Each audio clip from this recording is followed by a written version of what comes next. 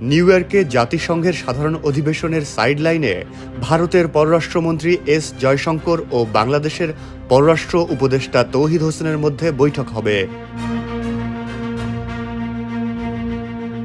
আজ পররাষ্ট্র মন্ত্রণালয়ে এক প্রেস ব্রিফিংয়ে তৌহিদ হোসেন বলেন, সব সমস্যা সমাধান করে আমরা পারস্পরিক শ্রদ্ধা ও ন্যায্যতার ভিত্তিতে দুই দেশের সম্পর্ককে আরও এগিয়ে নিতে চাই। তবে ভারতের প্রধানমন্ত্রী নরেন্দ্র মোদীর সঙ্গে প্রধান উপদেষ্টা অধ্যাপক ডক্টর মোহাম্মদ ইউনূসের কোনো বৈঠক হবে না।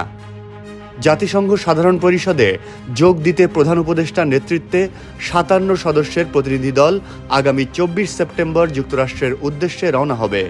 তবে আগামীকালই রওনা হবে পররাষ্ট্র উপদেষ্টা।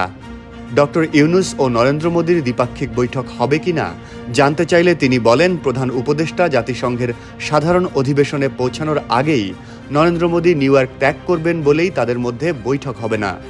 ভারতীয় গণমাধ্যমের খবর অনুযায়ী অন্তর্বর্তীকালীন সরকারের নেতৃত্বের বিভিন্ন বক্তব্যের কারণে দুই দেশের মধ্যে তৈরি হওয়া উত্তেজনার কারণে মোদী ও ইউনূসের মধ্যে বৈঠক হচ্ছে না।